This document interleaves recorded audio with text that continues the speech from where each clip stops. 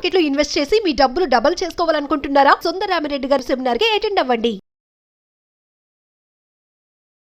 నమస్తే మధు. నమస్తే అండి. మధు, మామూలుగా సూసైడ్ అంటే ఇంట్లో మామూలుగా ఎవరైనా ఒక్కరు సూసైడ్ చేసుకుంటేనే అసలు ఎంత బాధాకరమైందో, అట్ ద సేమ్ టైం చూడంగానే అంటే ఒక మనిషి హ్యాంగ్ చేసుకున్నా, ఏదన్నా మింగినా, ఏదన్నా కాల్చుకున్నా చూసే వాళ్ళకి మామూలు దడ ఉండదు. అరుపులు కేకలు, అదొక వాళ్ళ మైండ్ సెట్ ఇంకా డిఫరెంట్ అనుకో. ఒక్కరు చనిపోతేనే ఇలా ఉంటే కేరళలో ఫ్యామిలీలో నలుగురు ఇలా పడుకోబెట్టారు అప్పుల బాధ తట్టుకోలేక. అంటే నేను ఎందుకు ఇది అడుగుతున్నానంటే, ఒక మనిషి చనిపోతేనే మనం తట్టుకోలేమే, ఫ్యామిలీలో నలుగురు అంటే వీళ్ళని ఆ పేరెంట్స్ పిల్లలు కూడా కొంచెం పెద్ద వాళ్ళు. గతంలో కూడా ఒకసారి ఇలాగే జరిగింది, మదర్ వాళ్ళ ఇద్దరు పిల్లల్ని అని. ఆ పిల్లలు కూడా పెద్ద పిల్లలే, అంటే లైక్ టీనేజ్, కొంచెం మెచ్యూరిటీ ఉన్న వాళ్ళే. అంటే ఒక తల్లి తండ్రి మనం చనిపోతాము అని చెప్పంగానే ఒప్పుకోవడం ఎలా సాధ్యం అవుతుంది? వీళ్ళు కూడా దానికి ఎట్లా సహకరిస్తారు? వీళ్ళ మైండ్ సెట్, వాళ్ళని ఎంత బ్రెయిన్ వాష్ అనాలో ఏమనాలో తెలీదు. వాళ్ళకి ఎంతగా చెప్పి పెడితేనే వాళ్ళు కూడా వీళ్ళతో సమానంగా సూసైడ్ కి ఓకే చేసి చేసుకుంటారు. తల్లిదండ్రులు ఇద్దరు కళ్ళ ముందే ఏడుస్తుంటే ఏ పిల్లలైనా తీసుకోలేరు. ఆ క్షణంలో వాళ్ళు ఎమోషనల్ గా కనెక్ట్ అవుతారు.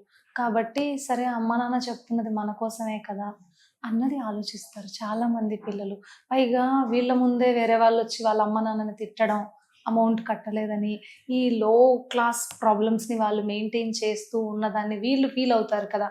తక్కువగా లైఫ్ని లీడ్ చేయడము, ఒకరు వచ్చి మనం తక్కువగా మాట్లాడడము, అమౌంట్ కట్టలేదని తల్లిదండ్రులని వీళ్ళ ముందే కొట్టిన సిచ్యువేషన్స్ కూడా చాలాసార్లు జరిగి ఉంటాయి. సో అవన్నీ చూసి వీళ్ళు కూడా వద్దు మనకి ఇలాంటి లైఫ్ అని డిసైడ్ అయిపోయి కూడా పిల్లలు సపోర్ట్ చేసేస్తున్నారు పేరెంట్స్కి చాలా సార్లు. ఆ సిచ్యువేషన్స్ కేరళలో జరిగాయి. ఈ మధ్య చిత్తూరులో కూడా ఒక చిన్న పిల్లలు, ఆవిడకి ఏదో బ్రెయిన్ ప్రాబ్లం వచ్చి సర్జరీ చేయాల్సి ఉండింది. అంత అమౌంట్ వీళ్ళు కట్టలేకపోయారు. అందుకు ఆవిడ ఎలాగో చనిపోతే ఈ పిల్లలిద్దరు అమ్మ లేకుండా ఉండలేదు, నేను చూసుకోలేను, ఇంత అమౌంట్ పెట్టి మేము సర్జరీ చేయించలేమని చెప్పి వాళ్ళు నలుగురు ముందు పిల్లల్ని భార్యని చంపేసి తను ఒక లెటర్ రాశాడు. ఏమని, నా అకౌంట్లో ఉంది ఇది పాస్వర్డ్, సో నా అకౌంట్లో ఉన్న డబ్బులతోనే మాకు దహనం చెయ్యండి అని చెప్పి రాసి ఆ పేపర్ని టీవీకి అంటించి ఇతను కూడా చనిపోయాడు. నలుగురు చనిపోయారు ఒకేసారి. సో వాళ్ళకి వేరే వాళ్ళ నుంచి సపోర్ట్ ఫైనాన్షియల్ గా తీసుకోవడం ఇష్టం లేదు. అలా అని ఈ లైఫ్ ని ఇలానే బ్రతకడం కూడా ఇష్టం లేదు. అలానే వేరే వాళ్ళు వచ్చి తక్కువగా మనల్ని చూస్తున్నా అది వాళ్ళకి కుదరట్లేదు. కాబట్టి చాలా మంది ఫైనాన్షియల్ ఇన్స్టెబిలిటీ అన్నది మనిషిని ఎమోషనల్ గా చాలా కుంగదీస్తుంది. మనం ఎంత మంచి స్టేట్ లో ఉన్నా ఏదున్నా మెయింటెనెన్స్ చేయాలి కదా. అవన్నీ మెయింటైన్ చేయాలంటే ఇన్కమ్ ఉండాలి. ఇన్కమ్ లేకుండా ఎన్ని రోజులు మనం అప్పులు చేసి మెయింటైన్ చేస్తాం బాగా ఉన్నట్టు? చేయలేం కదా. ఒక ఫైన్ డే అది ఫుల్గా కనిపించేస్తుంది మనకి. మనం కట్టలేం, మన స్తోమతి దాటిపోయింది, సిచ్యువేషన్ దాటిపోయింది. అప్పుడు ఏం చేయాలి? ఇంకా ఎవరిస్తారు మనకు అంత అమౌంట్? కాబట్టి ఇంక ఇలాంటి డెసిషన్స్ తీసుకుంటున్నారు. చాలా వరకు ఫ్యామిలీస్లో అలా జరుగుతున్నాయి. బట్ మనము చనిపోవడం ఎంతవరకు కరెక్ట్? ఫైనాన్షియల్గా మీరు ఇబ్బందిలో ఉండిండొచ్చు, కాదని చెప్పట్లేదు. ఈ మధ్య కాలంలో కోర్టులు ఇవన్నీ ఎక్కువయ్యాయి. ఐపీ పెట్టడం కూడా ఉంది ఒక ఆప్షన్. మీరు ఒకవేళ చనిపోవాలి అన్న స్టేజ్ వచ్చినప్పుడు మీరు ఎవరిని మోసం చేయాల్సిన అవసరం లేదు. గవర్నమెంట్కి నా దగ్గర ఇంత ఆస్తుంది, నాకు ఇన్ని అప్పులు ఉన్నాయి, నా సిచ్యువేషన్ ఇది, సో మాకు ప్రొటెక్షన్ ఇవ్వండి అంటే గవర్నమెంట్ ఇస్తుంది కదా. కోర్టు నుంచి తీసుకోండి, కొంచెం వీలైనంతగా మెల్లమెల్లగా ఏదో ఒక బిజినెస్ ఏదో ఒక వర్క్ చేసి మెల్లమెల్లగా కట్టండి. అంతేగాని చనిపోవడం అనేది సమస్యకు పరిష్కారం కాదు కదా. ఎవరైనా ఇప్పుడు బాగలేని ఆవిడ్ని మనము కాపాడలేకపోవడం అనేది మన చేతుల్లో లేదు, అది భగవంతుడి నిర్ణయం. కానీ బాగున్న పసి పిల్లల్ని చంపేయడం అన్నది మాత్రం కరెక్ట్ కాదు కదా. తల్లిదండ్రులు లేకుండా బ్రతకలేరు అన్నది అసలు నాన్ సెన్స్. ఎంతమంది పిల్లలు బాగా బ్రతకట్లేదు? పేరెంట్స్ లేకపోయినా కూడా, అమ్మ లేకపోయినా కూడా బ్రతుకుతున్న పిల్లలు లేరా? మంచిగా లైఫ్ని లీడ్ చేసిన పిల్లలు లేరా? అలా మనం ఒక్కొక్కసారి ఎమోషనల్గా కనెక్ట్ అవ్వడం కూడా కరెక్ట్ కాదండి. పిల్లల లైఫ్ని ఫ్యామిలీ డిస్టర్బ్ అయిపోతున్నారు, చాలా డిస్టర్బ్ అవుతున్నారు ఈ మధ్యకాలంలో. ఫైనాన్షియల్ స్టెబిలిటీ లేకపోవడం వల్లే ఇదంతా వస్తుంది. అసలు ఈ ఫైనాన్షియల్ స్టెబిలిటీ అనేది ఎందుకు ఉండట్లేదు అంటే, బాగా ఫీజులు పెరిగిపోయాయి. పిల్లలకి కట్టాల్సిన ఫీజులు, ఇంకా వాళ్ళకి బుక్స్, వాళ్ళకి యూనిఫామ్స్, అంతా కమర్షియల్ అయిపోయింది. చిన్న గిఫ్ట్ కొని ఇవ్వాలన్నా కూడా తీసి ఇవ్వలేని స్తోమతలో ఉన్నారు తల్లిదండ్రులు. ఎందుకంటే శాలరీస్ అంత రావట్లేదు కదా. ఈ 10,000 20,000 వస్తుంది, హౌస్ రెంట్ కట్టాలి, వీళ్ళ మెయింటెనెన్స్ ఉంటుంది, పిల్లల కోసం చెయ్యాలి, ఇంకా ఉండాల్సినటువన్నీ ఉంటాయి కదా.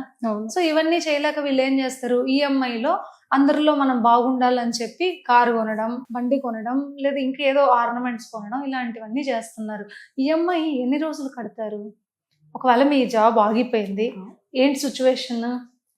ఆ నెల అందరూ ఇంటి మీద వచ్చి పడతారు, ఒక నెల చెప్తారు, రెండో నెల, థర్డ్ మంత్ వర్స్ట్ అయిపోతుంది కదా. అప్పుడు ఎన్ని రోజులు మనం గౌరవంగా బ్రతికి ఈ రోజు మనల్ని ఇంతమంది అన్నారే అన్న బాధ ఎమోషనల్ గా వాళ్ళని డిస్టర్బ్ చేస్తుంది. అలాంటప్పుడు ఈ సూసైడల్ థాట్స్ వస్తాయి మనిషికి. కాబట్టి ఎప్పుడు కూడా మనము పక్క వాళ్ళని చూసి, ఎదుటి వాళ్ళని చూసి ఇంకా ఏదో కొనాలి అని అనుకుని ఎప్పుడు కొనకండి. ఈఎంఐ ఆప్షన్ని వీలైనంత వరకు వాడకండి. ఎప్పుడు వాడచ్చు అంటే, ఒక మనిషికి లైఫ్ వస్తుంది, హాస్పిటల్లో కట్టాలి, ఇలాంటి ఎమర్జెన్సీ సిచ్యువేషన్స్కి మాత్రమే ఈఎంఐని కానీ క్రెడిట్ కార్డ్ని కానీ వాడుకోవాలి. ప్రతి నెల దాంట్లో అన్నీ కొనేసేయడమే, మళ్ళీ నెక్స్ట్ మంత్ కట్టేసేయడం. ప్రతి నెల అప్పు ఉంటే మనశ్శాంతిగా నిద్ర ఎలా వస్తుంది మనిషికి? కరెక్ట్. సంవత్సరాలకి తరబడి జైలు శిక్ష మీరే వేసేసుకుంటున్నారు. 10 ఏళ్ళు 20 ఏళ్ళు చాలా మంది హౌస్ లోను, కార్ లోను, బైక్ లోను, ఇన్ని లోన్లు తీసుకుంటే నువ్వు ఫిక్సింగ్ అంతే, ఉన్న రోజులు పని చేయాల్సిందే. లాక్ అయిపోయావు కదా. చచ్చినట్టు గొడ్డు చాకరీ ఇంక మనం చేసి కట్టాల్సిందే. వాడు ఒప్పుకోడుగా. అదే అంత ఇల్లు హౌస్ కట్టేసినాం బానే ఉంది, ఈఎంఐ కట్టకపోతే నెక్స్ట్ డే వాడు వచ్చేస్తాడు, ఇంకా అందరిలో పరువు పోతుందిగా. అలాంటప్పుడు వీళ్ళు ఎమోషనల్ గా స్టెబిలిటీని మిస్ అవుతారు. చెప్పించే వాళ్ళు కూడా పక్కన ఏం కాదులే, ఇలా చేద్దాం కడదాం అని చెప్పి చెప్పాలి. నువ్వు ఇట్లా చేసావు కాబట్టి ఇలా అయిపోయింది, ఫ్యామిలీ మెంబర్సే మాట్లాడతారు. అవును. కానీ కానీ ఎవరైనా ముందుకు వచ్చి ఆ టైంలో నిజంగా మామూలుగా అంటూ ఉంటారు, అరే వెళ్ళిపోయిన తర్వాత మాకు తెలీదు, మాకు ఒక మాట చెప్పింటే మేమేమన్నా హెల్ప్ చేసిండు కదా అంటారు. అడిగి అడిగి అడిగి అలసిపోయిన వాళ్ళు కూడా ఉండి, ఎవ్వరూ చెయ్యిచ్చే వాళ్ళు లేక పోయిన వాళ్ళు ఎంతో మంది ఉన్నారు. ఇదే వరకు కాలంలో రైతులు మాత్రమే ఆత్మహత్య చేసుకుంటుండే వాళ్ళు. ఎందుకంటే పండించిన పంట అమ్మలేక, వర్షాలు ఎక్కువైపోయి పంట చేతికి రాక, ఇంత కష్టపడిన తర్వాత అమౌంట్ రాక చాలా మంది రైతులు ఆత్మహత్య చేసుకునే వాళ్ళు. ఇప్పుడు అవి చాలా వరకు తగ్గిపోతున్నాయి. ఎందుకంటే ఫార్మర్ గా వర్క్ చేసే వాళ్ళు తగ్గిపోయారు, మనకి పండించే వాళ్ళు తగ్గిపోయారు. కాబట్టి అది చాలా వరకు తగ్గింది. ఆ ఇన్వెస్ట్మెంట్ తగ్గింది, అవుట్కమ్ తగ్గింది, వచ్చినా రాకుండా మేనేజ్ చేసుకుంటున్నారు. బట్ ఎంప్లాయీస్ ఎక్కువ ఇలాంటి సూసైడల్ థాట్స్ ఎక్కువ వస్తున్నాయి.